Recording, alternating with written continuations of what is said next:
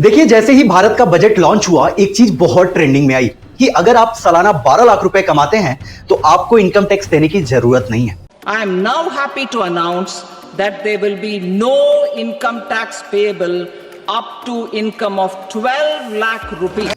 लेकिन मुझे समझ में नहीं आया कि वो सरकार जो पॉपकॉर्न पे टैक्स लगा देती है, यानी जो मक्के का दाना हम गाँव में कहते हैं उस पे टैक्स वसूल लेती है, वो अचानक से आप पे मेहरबान कैसे हो जाती है? वो अचानक से आपको इतने फायदे क्यों गिनाने लगती है?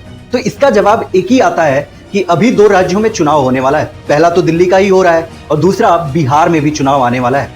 लेकिन इससे ज्यादा फायदा तब आपको समझ में आएगा जब सरकार की आपको असलियत का पता चलेगा। हमारे देश में सरकार आपको फायदे तभी देती है जब सरकार को फायदा चाहिए होता है। आपको 12 लाख रुपए की कमाई पे टैक्स फ्री कर दी है सरकार, और इसका सबसे बड़ा रीजन पता है आपको?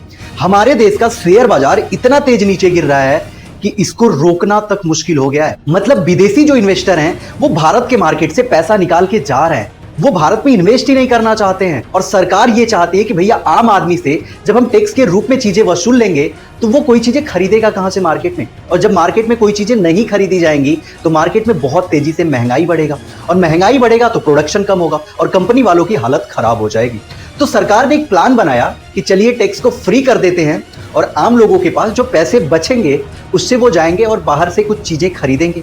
थोड़ा सा सामान भी सस्ता हो सकता है कुछ चीजों में, लेकिन हर चीज सामान सस्ता होने की अपेक्षा आप नहीं कर सकते हैं, क्योंकि पिछले 5 सालों से पेट्रोल और डीजल की महंगाई जो बढ़ी है वो आज तक कम होने का नाम तक नहीं लिया है। तो आप ये अपेक्षा तो कम ही कर सकते हैं कि कुछ चीजें महंगाई कम होंगी, लेकिन 12 लाख रुपए का जो टैक्स फ्री सरकार आपको दे रही है, आप सालाना इसमें से 80 से 85 हजार रुपए बचा सकते हैं, जो आपका पहले नहीं बचता था। अब एक आम आदमी के पास सालाना अगर 80 से 85 हजार रुपए बचता है तो वो मार्केट में जाके कुछ चीजें खरीद सकता है। हो सकता है कि उसकी इच्छा जो थी कैरामिल पॉपकॉर्न खाने की वो भी खा सकता है खरीद के। लेकिन बात सिर्फ इतनी सी नहीं है, बात ये है कि आम जनता के लिए सरकार इतना सोच क्यों रही है? तो सरकार सोच रही है आम जनता की नहीं, बल्कि इस देश के मार्केट को ग्रो करने की, ताकि बाहर से इन्वेस्टर आए और मार्केट को बचाया जा सके। और ये एक अच्छी बात भी है, खराब बात नहीं है मेरे हिसाब से। और जैसा कि पहले सारे बजटों में होता आया है, हमारे देश के युवाओं के साथ मजाक ही हुआ है। एक बजट तो आया युवाओं के लिए, लेकिन देश की बढ़ती जनसंख्या और देश में इतने सालों से कोई वैकेंसी तक नहीं आई है,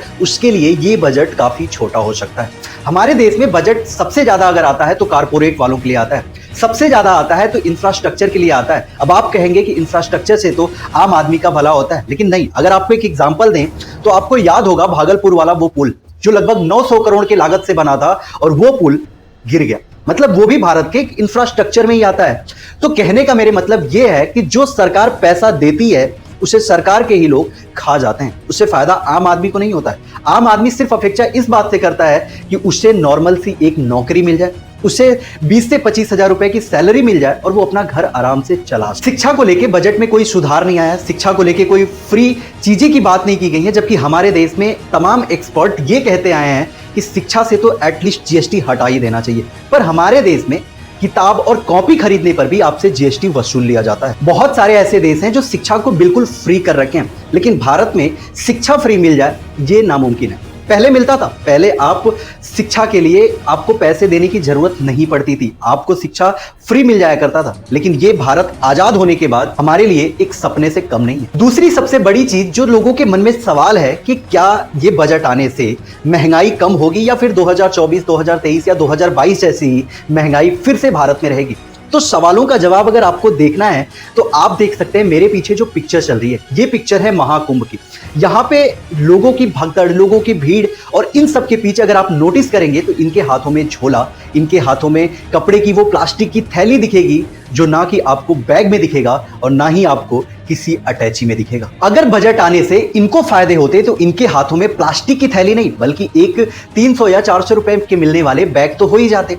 कुछ लोगों के हाथ में आपको बैग भी दिख रहे होंगे जो बैग फुटपाथ से खरीदे गए हैं, क्योंकि ये कारपोरेट वाले महंगे ब्रांडेड बैग इतने महंगे कर दिए हैं जितनी तो इनकी लागत नहीं है। मतलब एक बैग जितने का ये बेचते हैं उतने बैग की कीमत में ये 10 बैग प्रोडक्शन करते हैं। लेकिन भैया हमें बजट से क्या लेना देना? बजट यानी जो बजट देता है हमारे देश का वित्त मंत्री, वो तो खुद ही आके जब बोलती हैं तो हमारे देश के आधे से ज्यादा लोग नहीं कह सकते, समझ ही नहीं आता होगा कि बजट में आया क्या है। मतलब हम हिंदुस्तान में रहते हैं, हमें हिंदी आती है, लेकिन हमारी जो वित्त मंत्री हैं वो एक्सप्लेन इंग्लिश में करती हैं। इंग्लिश में, यानी हमारे देश की शिक्षा व्यवस्था कितनी अच्छी है ये बात आपको पता होगा, और कितने लोग इंग्लिश जानते हैं ये भी आपको पता होगा। हम शायरियों में या फिर किताबों में पढ़ने में तो बहुत अच्छा लगता है कि भाई हिंदी हमारी राष्ट्र या राजभाषा है, हिंदी से हमें प्राउड होनी चाहिए। लेकिन हिंदी में लेक्चर नहीं देने से कितनी ज्यादा प्राउड हमें होती है ये देश का एक आम आदमी ही बता सकता है। लेकिन किसी की हिम्मत है कि वो सरकार से सवाल कर सके? बिल्कुल हिम्मत नहीं है, क्योंकि हम बिक जाते हैं 2100, 2500 और फ्री बिजली में। दिल्ली में चुनाव है, आपने देखा होगा कि तमाम पॉलिटिकल पार्टियां लोगों को फ्री वी बांटने में लगी हैं। फ्री वी का मतलब आप समझ रहे हैं, मतलब फ्री की बिजली, फ्री के पैसे लोगों को अच्छे लग रहे हैं। भले ही बरसात के मौसम में पूरी दिल्ली डूब जाए, भले ही यमुना साफ ना हो, यमुना के पानी से दिल्ली के अंदर तमाम बीमारियां फैलें, लेकिन लोग भूल जाते हैं फ्री की बिजली और फ्री के पैसों में। आने वाले चुनाव में इसी चीजों पे वोट भी होता है, क्योंकि सरकार को तो ये अच्छे से पता है कि हम 5 साल काम करें या ना करें, जनता तो हमें वोट दे देगी, क्योंकि अगले 2 महीनों में जो हम करेंगे चुनाव से पहले वो जनता के लिए काफी होता है। मतलब हमें 4 साल 10 महीने से कोई लेना देना नहीं होता, हमें लेना देना होता है उन सिर्फ 2 महीनों से, जिसमें सरकार की तमाम रैलियां चकाचौंध देखने को मिलती हैं और उसमें तमाम वादे किए जाते हैं जो आम जनता को शायद चुनाव के बाद दिए भी नहीं जाते हैं। महाकुंभ के अंदर भगदड़ हो जाती है और तमाम लोग इस पे सवाल करने के बजाय उन आम लोगों पे ही भड़क जाते हैं। देखिए, सबसे बड़ा सवाल यह है कि हमारे देश में जब भी बजट आता है तो हम उसमें से कुछ चीजें उठाते हैं और उस पे मीम्स बनाना शुरू कर देते हैं। जैसे पिछले बजट में जब निर्मला सीतारमण ने पॉपकॉर्न की बात कही तो कैरामिल पॉपकॉर्न, सॉल्टेड पॉपकॉर्न, इन सारी चीजों को लेके बहुत मीम्स बनाए गए। इससे आम जनता को कोई फर्क नहीं पड़ा, वो आज भी मक्के का दाना यानी मकई खरीद के लाता है और शायद उसका पॉपकॉर्न घर में ही बना लेता है, क्योंकि वो सोचता है कि अगर हम जाएंगे, हमें खरीदेंगे तो इससे हो सकता है कि थोड़े से बढ़िया रैपर में करके हमें मिल जाए, लेकिन इस पर हमें 5% एक्स्ट्रा भी देना पड़ जाएगा, 18% एक्स्ट्रा भी देना पड़ जाएगा। तो आम जनता तो भैया मकई खरीद के लाएगी और घर पे अपना पॉपकॉर्न बना लेती है। बाकी देखते हैं कि आगे क्या होता है, इस बजट से हमारे भारत में कितनी तरक्की होती है।